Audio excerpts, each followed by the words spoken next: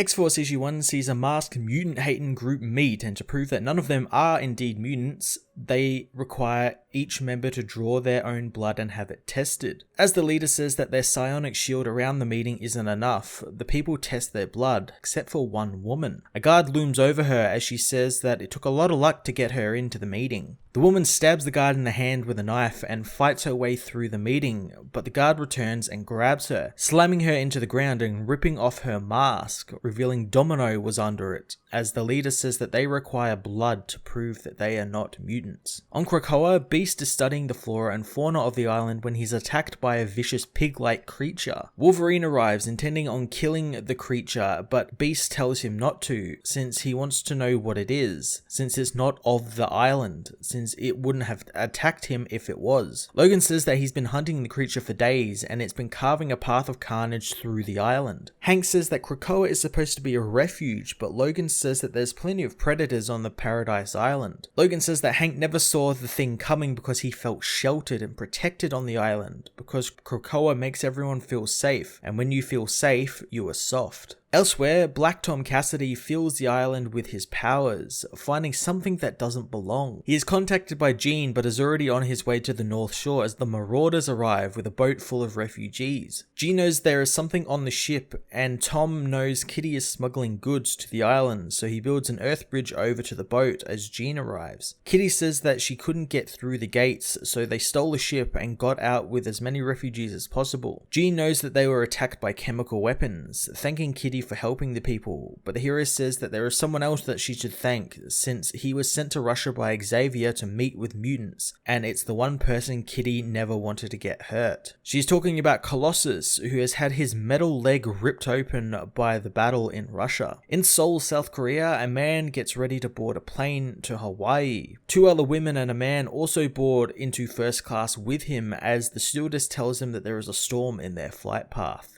Xavier meanwhile heads towards a portal where he contacts Sage, telling her that Cerebro has lost contact with Domino a week ago. Sage begins searching their database to see if she's resurfaced, but there is nothing about the mutant. Xavier goes through the portal to a party in Sokovia, being thrown in his honor by the president. After a photo op with the president, Xavier is giving some champagne, which has something sinister hidden in it. Jean meanwhile heads to the healing gardens, where the healer is tending to the hurt refugees, but doesn't know how they are hurt. Jean taps into one of their minds to learn what happened, finding out that there was so much death and destruction, and she can't tell the healer where the people are hurt because they hurt everywhere. On the plane bound for Hawaii, the cabin depressurizes, knocking everyone out except for the two men and women, who unbuckle themselves and suit up, opening the plane's door and jumping, falling towards the island of Krakoa. The people cluster together, and to the people on the island, it looks like a meteor, but Sage reads that the ID signature from the meteor is that of Domino's. They wonder why Domino hasn't gotten into contact with them as Xavier returns, learning Tom doesn't like what's happening on the island since he doesn't know who is coming and going, and that's what he needs to talk to Xavier about. The people continue to fall towards the island as Tom says that he and the island have been feeling something is off. Xavier thinks that it's about the refugees, and Tom says that it is, since they can't trust everyone who washes up on their shores, and it's more than identification, it's about what's in their hearts and minds. Tom wants to rethink their defenses as Xavier says that some of the council argued against him serving as the island's ward, as the people deploy parachutes over the island, splitting off.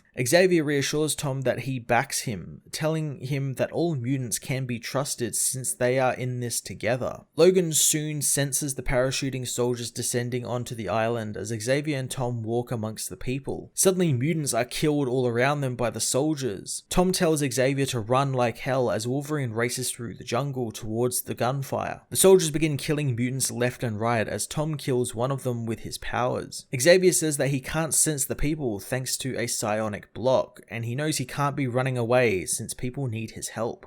As Wolverine is shot up by one of the men, Beast kills him, saving his friend. Jean races overhead, saying that they were slow and stupid and it's time to be smart and violent so this can't happen again. Another one of the soldiers is killed as one shoots and cripples Tom, keeping to the shadows as he wonders if the mutant really saw this coming and if they really thought they wouldn't fight back. The soldier confronts Xavier in a field and shoots him as Jean and Hank and Logan arrive. Logan flies into a rage and kills the man as Hank tells him they need him alive, but it is too late. Sage tries to contact anyone out in the field as the mutants discover that Xavier has been killed. X-Force issue 1 was a damn fine beginning to the Covert Mutant team's new book, and one hell of a setup as well. I loved getting a look at the security and defenses of Krakoa, and again we got more of that supplemental material spread throughout the book in those diagram pages, which was really cool to see. And I like how mutants, specifically Xavier, is rather arrogant when it comes to the security, thinking no one is daring enough to try and assault them, let alone it be a mutant, because no mutant is bad in his eyes. As I said in my New Mutants review, it's quite refreshing to see we're getting both sides of the coin. We're getting them setting up a really cool island nation and being their own people, but also the arrogance that kind of comes with that, with mutants thinking they are better than people, and how it can actually lead to biting them in the ass like it did in this issue with